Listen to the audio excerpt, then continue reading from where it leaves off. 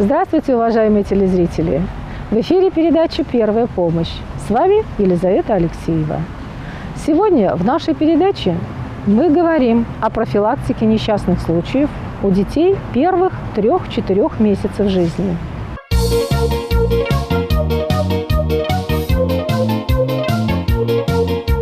Во время беременности мама переживает о малыше, каким он будет, здоровым ли родится, как пройдут роды, где будет спать кроха и так далее. Будущие родители разворачивают свое внимание к нерожденному малышу. И вот долгожданное рождение ребенка, появление в этом мире нового человека, любимой кровинушки.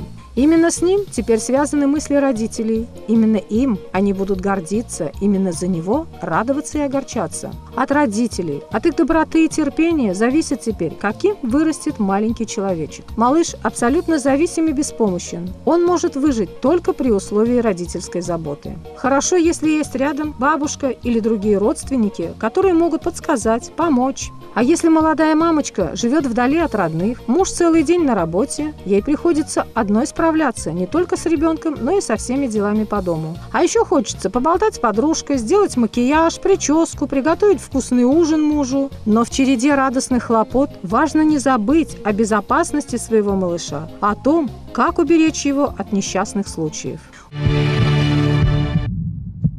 Асфиксия – это удушье, вызванное сдавлением дыхательных путей, закрытием их просвета слизью, пищей, сдавлением шеи, грудной клетки и живота, которое может привести к смерти ребенка. У младенцев это состояние может быть вызвано в основном следующими причинами. Это прикрытие дыхательных путей ребенка мягким предметом, подушкой, игрушкой, прикрытие дыхательных путей грудью матери во время кормления, попадание инородных тел в дыхательные пути – это мелкие игрушки, пуговицы, кольца, монеты и так далее. Поперхивание и попадание молока не в пищевод ребенка, а в гортань, иногда в бронхи. Частое срыгивание, сдавление области шеи различными тесемками. В нашей передаче сегодня принимает участие врач-педиатр высшей квалификационной категории Елена Никандровна Кошкина. Хорошо известно, что у младенцев нет четкого графика сна, а те, кто о них заботится, страдают от постоянного нарушения режима сна. После кормления малыша, когда он сладко спит, родители пользуются возможностью отдохнуть. Мать ребенка уснула на короткий промежуток времени. А когда она проснулась, увидела безжизненное лицо ребенка, который уже не дышал. Опасность удушья возникает, когда ребенок спит под одним одеялом или также, когда оба родителя находятся под воздействием алкоголя или сильнодействующих лекарственных препаратов. Сон у них особенно крепкий в это время. Какие же рекомендации мы, педиатры, даем родителям для профилактики удушья младенцев?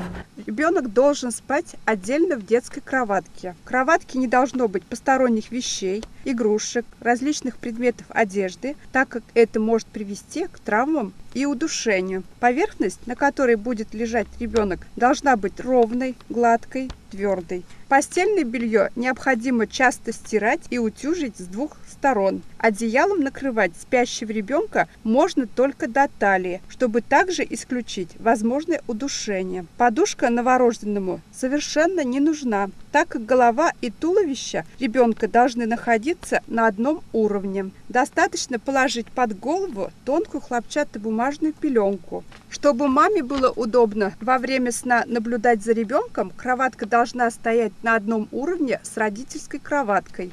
Оптимальная поза для сна на боку. На спину класть опасно, возможно срыгивание. После каждого кормления ребенку следует дать возможность отрыгнуть воздух, заглоченный с пищей. Для этого его нужно подержать некоторое время вертикально и ни в коем случае не класть сразу после кормления. Некоторые дети, особенно недоношенные или ослабленные, могут срыгивать повторно, уже находясь в кроватке. Для предотвращения вдыхания содержимого поворачивайте голову младенца всегда на бок. Если срыгивания частые и обильные, то это является поводом для обращения к врачу. Выбирая детское постельное белье и одежду, предпочтение следует отдавать товарам без всевозможных завязочек, тесемочек и тому подобное. Вместо детского одеяла можно пользоваться специальным конвертом для сна, не использовать слишком большие взрослые одеяла. Не следует оставлять надолго старших детей одних около новорожденного, надеясь на их взрослость и рассудительность, а также класть спать младенца в одну кровать с ними.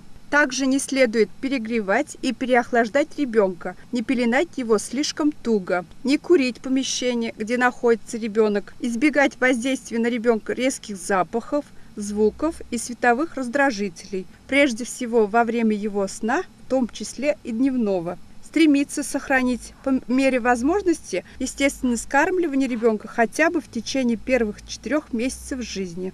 Все эти рекомендации достаточно банальны, однако не стоит забывать, что в их основе лежит анализ научных исследований и, увы, трагического опыта семей, потерявших детей. Уважаемые родители, напоминаю вам правила искусственного вскармливания ребенка. При искусственном вскармливании в технике кормления ребенка из бутылочки большое значение имеет адекватный выбор отверстия в соске. Отверстие должно быть таким, чтобы при опрокидывании бутылочки со смесью смесь вытекала только каплями. При кормлении из бутылочки необходимо следить за тем, чтобы во время кормления горлышко бутылочки и соска постоянно были заполнены смесью и не содержали воздух. Попадание воздуха в горлышко приводит к насасыванию воздуха ребенком. При этом ребенок не наедается и у него легко возникают срыгивания и рвота. Питательная смесь должна быть теплой. Холодная или горячая смесь может вызывать рефлекторный спазм мускулатуры пищевода и желудка. После кормления необходимо поддержать ребенка в вертикальном положении, что будет способствовать отхождению воздуха, попавшего при кормлении в желудок.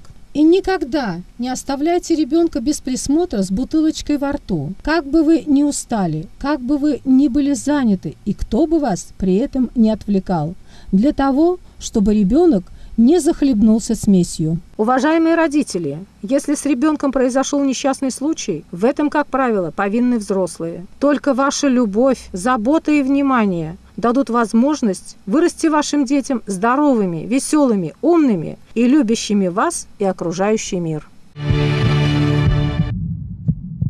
Наша передача подошла к концу. До свидания. Берегите своих малышей.